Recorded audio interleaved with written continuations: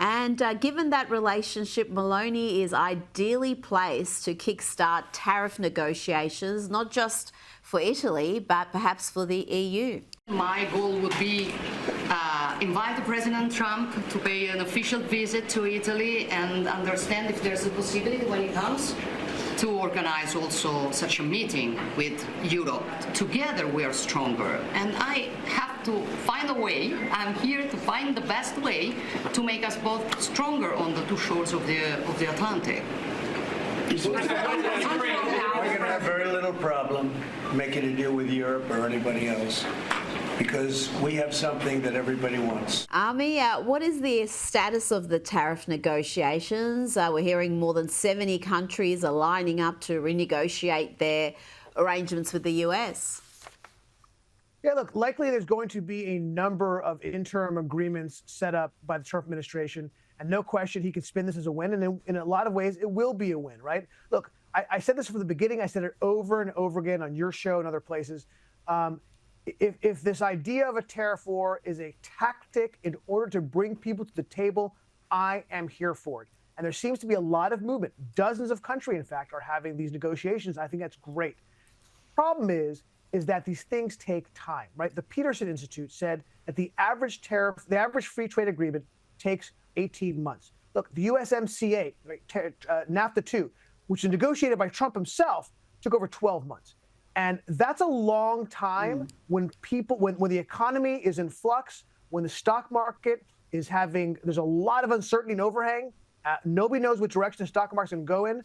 And when the majority of people think prices will go up. Look, the polling that is coming out of this is not good for President Trump, that the majority of Americans think this tariff war will affect them personally in a negative way. And most importantly, look, Trump won on the economy, right? That's the one thing you got to really take care of, prices and the economy. And right now, the numbers came out recently in a poll, and he is underwater. He's down by 55% on how people are handling the economy. So, look, it all comes down to timing. If he can get these things striking one after another quickly, I think this can turn into a significant win instead of what it looked like, which was an own goal. But the problem is just, does he have enough time before we have the next election cycle for the House and the Senate? Because if he doesn't get it done by that time, he's going to put the House and Senate at risk. Yes, you've made some excellent points there, but this is what he took to the election campaign, and no one would have thought it would come without pain, short-term, even perhaps medium-term pain. And when you're looking at major economic reforms, this is part of the deal. I don't know. I know overall this is unpopular, the tariffs, because people can feel prices increasing and they fear inflation is going to get worse. But amongst Trump's voters, it actually is thus far still popular. So we'll see how that progresses. Now, meanwhile, the Democrats have a leadership crisis. Bernie Sanders and AOC are emerging as the leaders of the party. These two far-left socialists are holding events across the country, Ami, and Alexandria Ocasio-Cortez has raised $9.6 million during the first quarter of the year. That is a significant amount.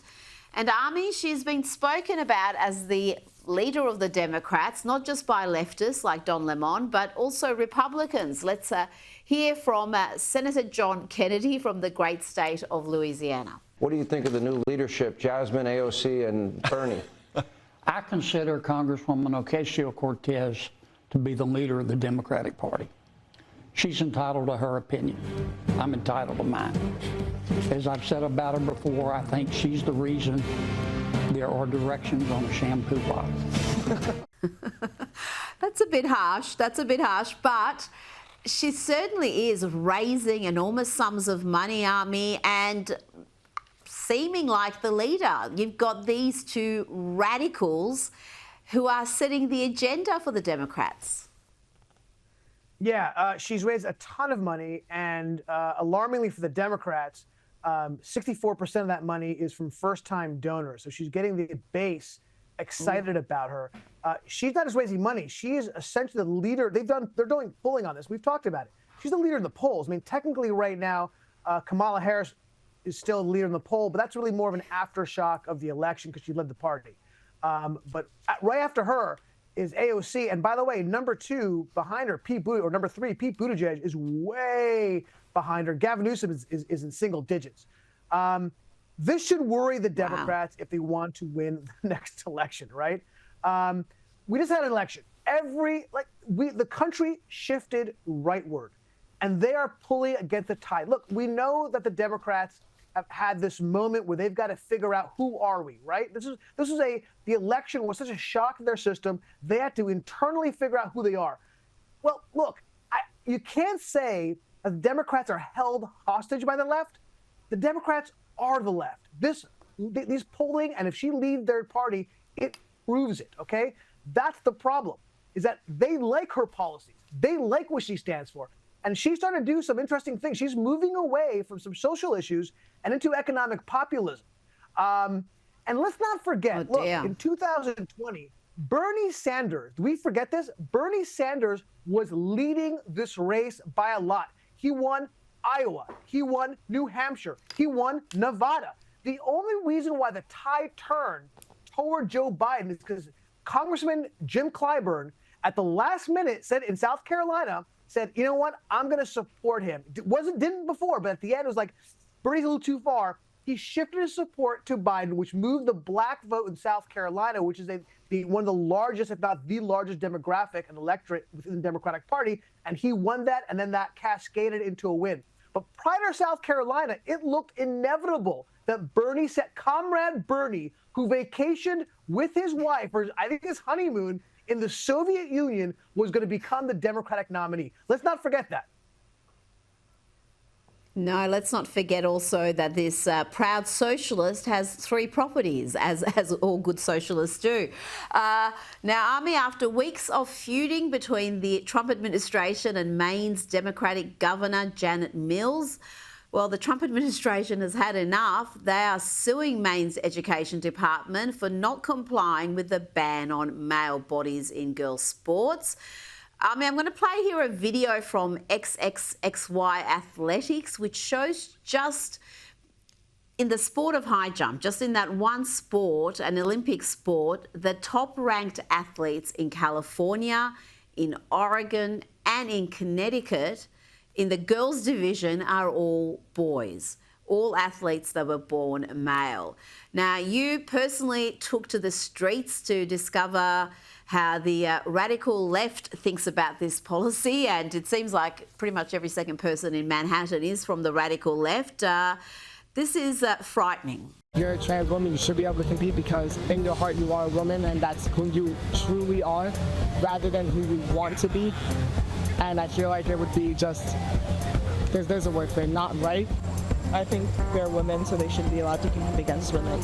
I don't think there's like any reason that should, like, it's not like you have like some advantage or disadvantage. Yeah. Is it maybe transphobic to say biological men or biological women? Yes. Yeah, definitely. Yeah, absolutely. Those people are, they've been failed by the modern education system. I mean, how can they think that men don't have a physical advantage when it comes to sport? No, they at the end of that video, I asked them, is there a physical difference between men and women? And they said no, it's all socialized, it's all social, cultural, that have made men more successful. Look, this is another 80-20 issue that they simply cannot get on the right side for. Look, they spent 4 years, more than 4 years, putting and supporting men in women's sports. They can't just change that. And the truth is, Rita, they don't want to change it. This is something they truly, truly believe in, and they're going to lay down on the tracks as the train runs over them because they have such a deep ideological belief that there's no difference between men and women. Sorry. Oh, Ami, what a bizarre and stupid hill to die on. Ami Horowitz, thanks for your time tonight.